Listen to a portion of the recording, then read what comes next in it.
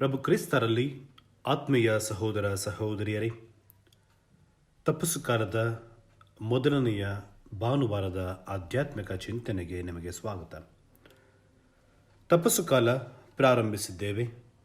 ಇದೊಂದು ದೈವ ಪ್ರಸಾದದ ಕಾಲ, ಹೃದಯ ಪರಿವರ್ತನೆಯ ಕಾಲ.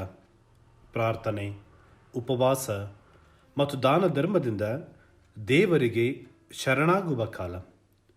ಜೀವನದಲ್ಲಿ ಎದುರಾಗುವ ಪ್ರಲೋಭನೆಗಳನ್ನು, ಶೋಧನೆಗಳನ್ನು ಎದುರಿಸುತ್ತಾ ಪ್ರಭು ಕ್ರಿಸ್ತರಿಗೆ ಸನಿಹವಾಗುವ ಕಾಲ. ಪ್ರಿಯರೇ, ನಮ್ಮ ಬಾಳಿನ ಉದ್ದಕ್ಕೂ ಪ್ರಲೋಭನೆಗಳು ನಿರಂತರವಾಗಿ ಬರುತ್ತವೆ. ಈ ಪ್ರಲೋಭನೆಗಳು ಕೆಲವೊಮ್ಮೆ ನಮ್ಮ ವಿಶ್ವಾಸವನ್ನು ಅಲುಗಾಡಿಸಬಹುದು ಅಥವಾ ಹೆಚ್ಚಿಸಲೂಬಹುದು. ಯೇಸುವಿಗೂ ಕೂಡ ಈ ಪ್ರಲೋಭನೆಗಳು ಬಂದವು. ಕ್ರಿಸ್ತನು ಕೂಡ ಈ ಪ್ರಲೋಭನೆಗಳಿಂದ ಹೊರತಾಗಿರಲಿಲ್ಲ. ಪ್ರಲೋಭನೆಗಳಿಗೆ ಸೋಲದೆ ಸೈತಾನನನ್ನು ಹಿಮ್ಮೆಟ್ಟಿಸಿದ ಪರಿ ನಮಗೆ ಮಾದರಿ.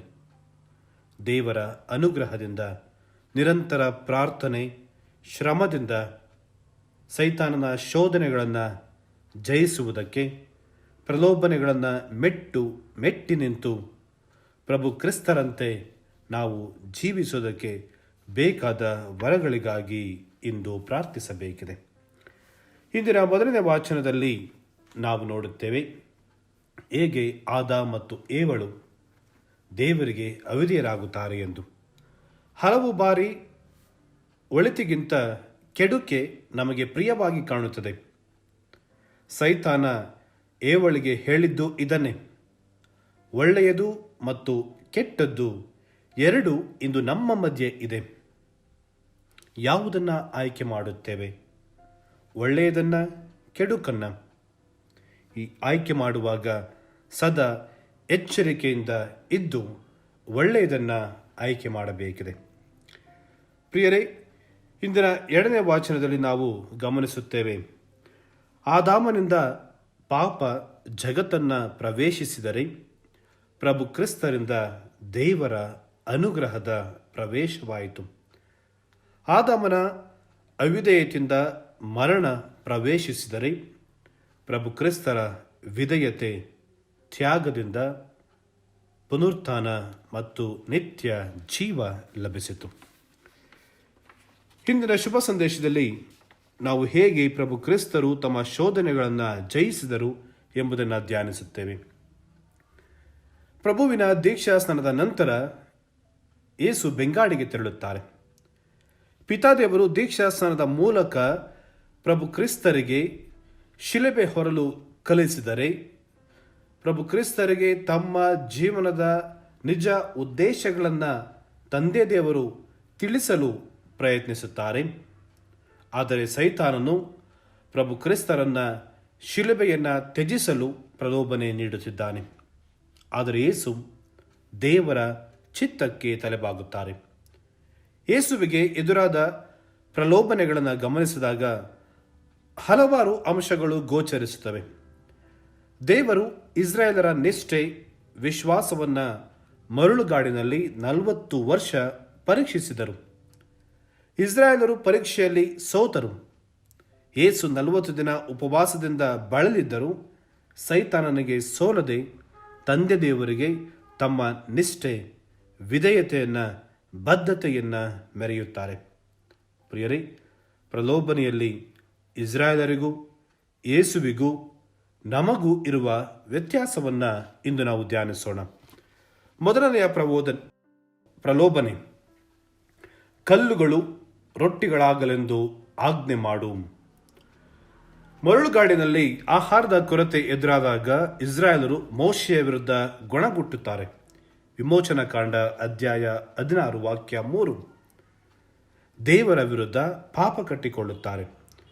ಆದರೆ ಯೇಸು ಕಲ್ಲುಗಳಿಂದ ಅಬ್ರಹಾಮನಿಗೆ ಸಂತಾನ ಪ್ರಾಪ್ತಿ ಮಾಡಬಲ್ಲ ದೇವರಿಗೆ ಕಲ್ಲುಗಳನ್ನು ರೊಟ್ಟಿಯಾಗಿ ಮಾರ್ಪಡಿಸಲು ಅಸಾಧ್ಯವೇನಲ್ಲ ಎಂದು ತಿಳಿಸುತ್ತಾರೆ.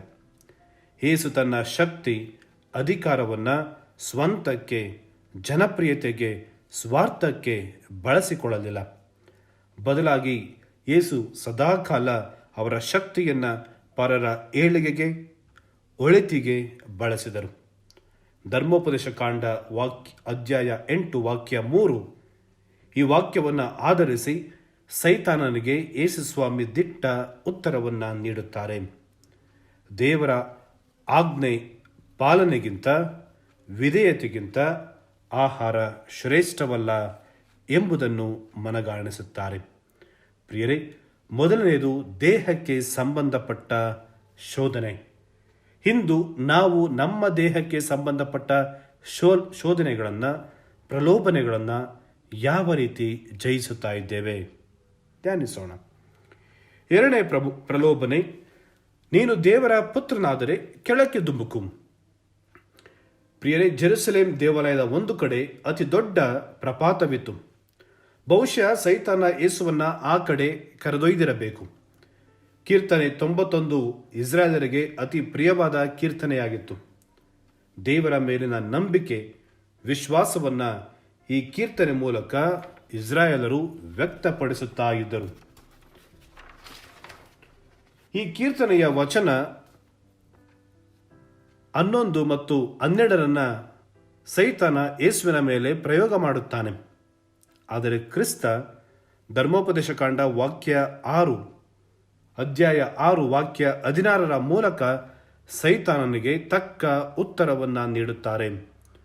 ಇಸ್ರಾಯೇಲರು ಮರುಭೂಮಿಯಲ್ಲಿ ಕುಡಿಯಲು ನೀರು ಇಲ್ಲದಿದ್ದಾಗ ದೇವರು ನಿಜವಾಗಿಯೂ ನಮ್ಮೊಡನೆ ಇದ್ದಾರೆಯೇ ಎಂದು ಪ್ರಶ್ನಿಸುತ್ತಾರೆ.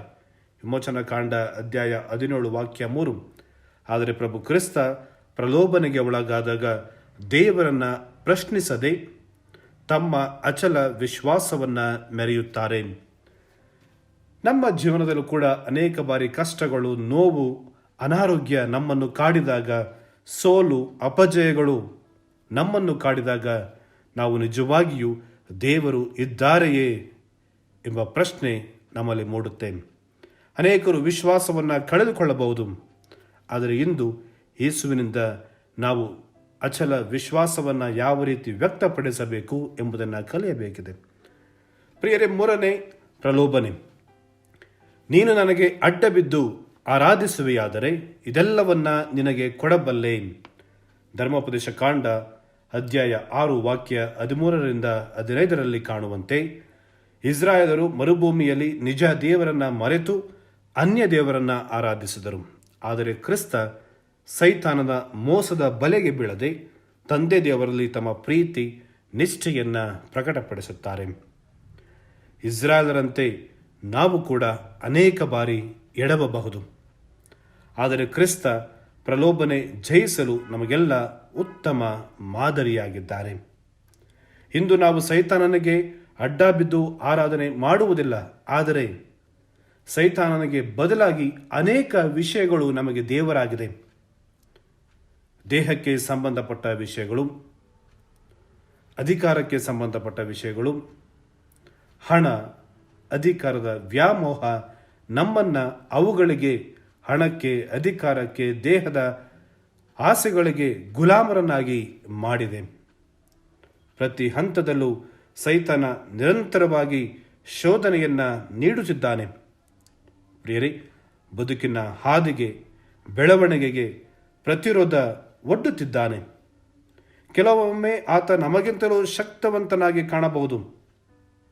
ಆದರೆ ನಾವು ಸೈತಾನನ ಶೋಧನೆಯನ್ನು ಜಯಿಸಬೇಕಾಗಿದೆ.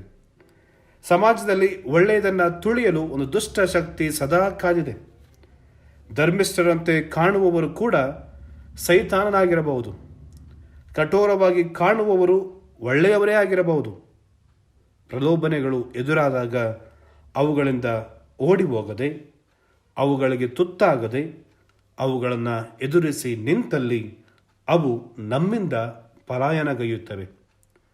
ಕ್ರಿಸ್ತ ಸೈತಾನನಿಗೆ ದಿಟ್ಟ ಪ್ರತಿರೋಧ ಒಡ್ಡಿದಂತೆ ನಾವು ಕೂಡ ಈ ತಪಸ್ಸು ಕಾಲದಲ್ಲಿ ಪ್ರಾರ್ಥನೆಯಿಂದ, ದಾನ ಧರ್ಮದಿಂದ, ದೇವರ ವಾಕ್ಯದ ಪಠನೆಯಿಂದ ಶಕ್ತಿ ಪಡೆದು ವಿಶ್ವಾಸದಲ್ಲಿ ಸ್ಥಿರವಾಗಿದ್ದು ಸೈತಾನನನ್ನು ಸೋಲಿಸಲು ಕ್ರಿಸ್ತನಲ್ಲಿದ್ದ ಧೈರ್ಯ, ದಿಟ್ಟತೆ, ಇಚ್ಛಾಶಕ್ತಿ ನಮ್ಮಲ್ಲೂ ಮೂಡಲೆಂದು ಈ ಬಲಿಪೂಜೆಯಲ್ಲಿ ನಾವು ಪ್ರಾರ್ಥಿಸೋಣ. ಆಮೆನ್. ಪ್ರಿಯರೇ, ಈ ಚಾನೆಲ್ ಅನ್ನು ಸಬ್ಸ್ಕ್ರೈಬ್ ಮಾಡಿ ಪ್ರತಿದಿನ ದೇವರ ವಾಕ್ಯವನ್ನು ಆಲಿಸುತ್ತಾ ಅದನ್ನು ಇತರರೊಂದಿಗೆ ಹಂಚಿಕೊಳ್ಳಲು ನಮಗೆ ನೆರವಾಗಿರಿ. ಧನ್ಯವಾದಗಳು.